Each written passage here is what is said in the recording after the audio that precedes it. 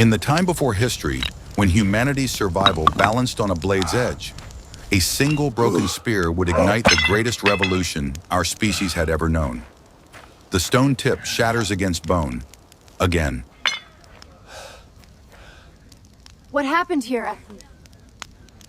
Tor stands in the African dawn, holding the useless pieces of his lifeline, while his tribe's hungry eyes watch from the shadows of their fires. Winter approaches like a predator. The herds grow scarce, and their greatest hunter has just become another mouth to feed. Old Grun's weathered fingers trace the familiar break pattern, the same weakness that has plagued them for generations.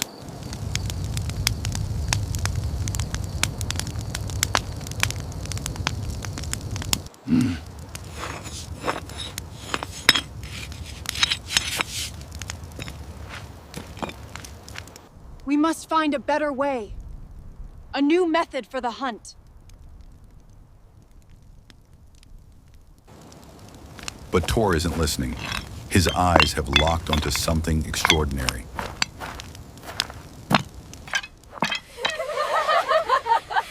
A branch bends violently in the wind, yet snaps back with vicious energy. Not breaking, never breaking, just waiting. His calloused hands seize the flexible wood, bending it to the point of destruction, but it doesn't surrender. It fights back with stored power, coiled fury begging for release. While others see a stick, Tor sees compressed lightning. The sinew stretches between his teeth as he binds the impossible curve. What is he doing? The tribe watches their best hunter seemingly lose his mind, playing with sticks while families starve. Look at this. What is that? But when the final knot tightens and the weapon holds its deadly arc, even the mockery dies in Breck's throat. The gods themselves seem to lean in closer. Without an arrow, it's nothing. Tor's blade shaves wood in the flickering firelight, each stroke bringing precision to chaos. Look at that! Feathers split with surgical accuracy, stone sharpened to a killing point. Components that existed separately for millennia, now unified into something magnificent.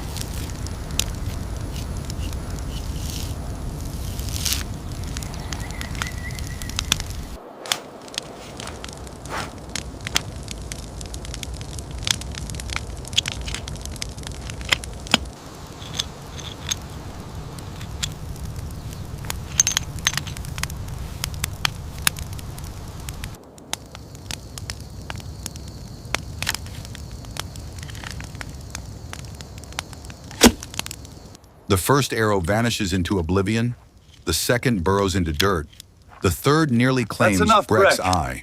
Failure after failure, each one teaching ruthless lessons.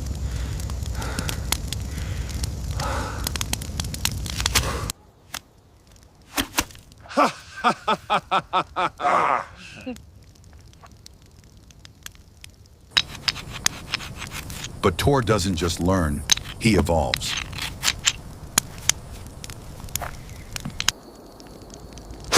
The 10th arrow screams through space and strikes with the sound of thunder. The hide target shudders. The impossible has become possible.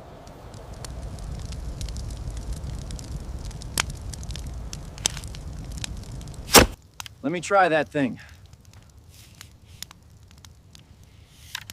It's not as easy as it looks. The true hunter understands the spirit of the hunt, not just the strength of the bow. You must eat and rest now.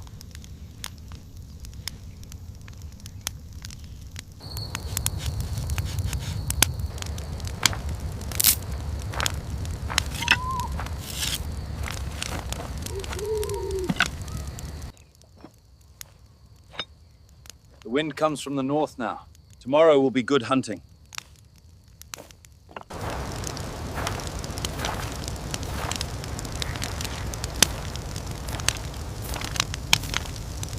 Dawn bleeds across the savannah. Real prey, real consequences, real death waiting in the grass. Tor, over there. Look.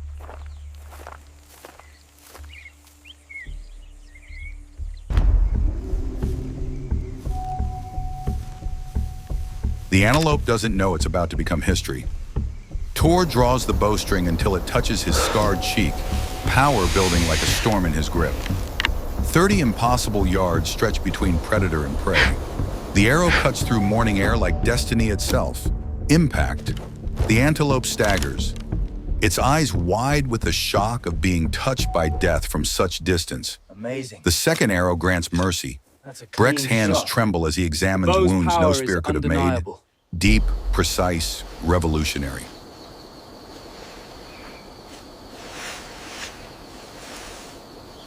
But fate isn't finished with Tor. There, silhouetted against the burning horizon, the Auroch, the demon bull, the mountain of rage that had already claimed 3 of their strongest. 800 pounds of murder with horns like curved death. Breck's protests become desperate prayers, but Tor is already moving. This isn't about meat anymore. This is about transcendence. The first arrow punches through the beast's shoulder like a fist through parchment. The Auroch's bellow shakes the earth itself. Then, the charge. The ground erupts. Death thunders forward on hooves of apocalypse. Time fractures. Breck's spear flies, a desperate brotherhood born in crisis. The beast turns. Tor has heartbeats, no more. The second arrow finds the jugular with surgical precision. The giant falls like a mountain collapsing. Dust rises like the smoke of sacrifice. They stand over the impossible corpse. 2 hunters who've just killed a god.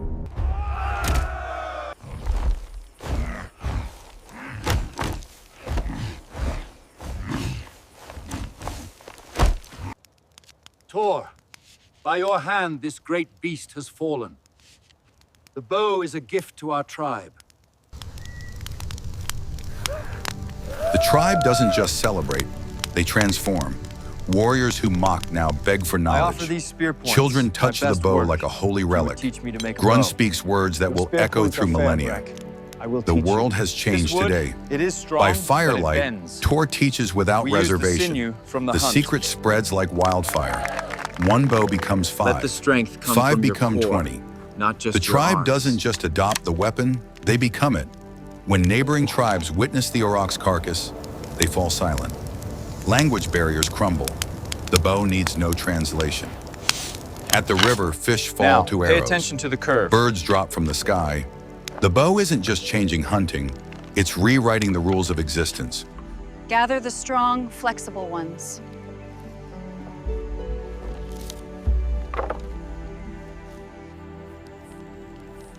Grun's ancient hands paint the story on sacred stone, not just recording history, creating it, ensuring that 10,000 years from now, humanity will remember the moment they stopped running. As Tor stands on the ridge, watching it. his people flourish, he finally understands. He didn't just bend wood, he bent the trajectory of human destiny. The sun rises on a new world. Tor shoulders Tor, his bow and you walks are our toward master territories hunter. no human has dared claim. Behind him, 10,000 years of being prey. Ahead, everything we would become. From this moment forward, humanity owns the earth. The apex predator has arrived, and it all started with This a is the broken way. spear and the audacity to imagine something impossible. The way forward. This is for hunting.